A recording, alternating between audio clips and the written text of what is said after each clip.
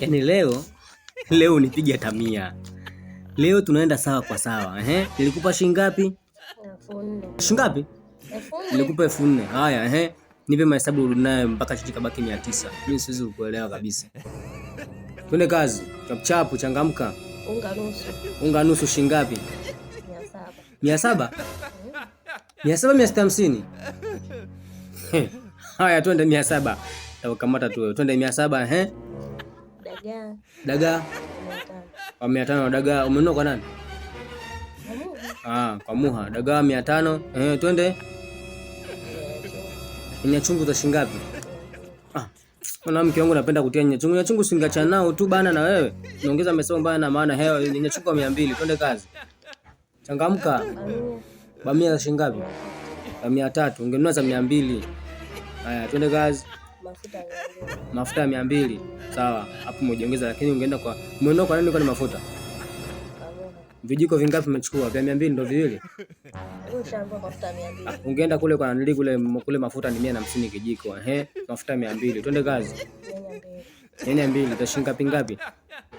Za 100 200 200 moja 200.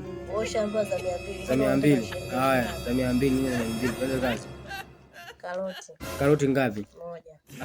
Karoti sasa nini nyanya zinatosha hizi karoti za nini? Karoti shilingi ngapi?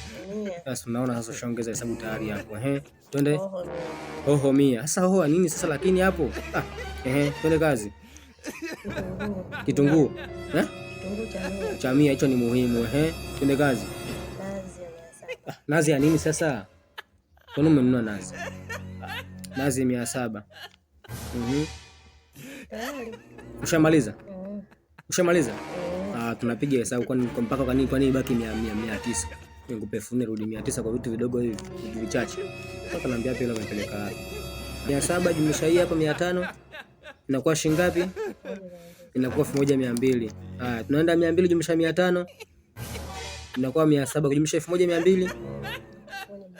Wewe, hii 300 jumlisha 200 inakuwa shilingi ngapi? 500. Jumlisha hii 1,200 inakuwa shilingi 1,000 ngapi? 1,700. Tunaenda 200 jumlisha 200 400. Ukichukua na hizi 100 300 inakuwa shilingi ngapi? 700. Hizi 400 na hii 300 inakuwa 700, si ndio? Tunaweka 700 kwenye 700 hapo. Huku kumebaki 700 ya nini? Ya nazi. Na jumlisha 700. Unabaki wewe umetumia shilingi 3,100. Naomba 900 yangu. 900 yangu. Sababu ushaenda sawa hivi. Ndio. Hapa kesho nanunulia hapa.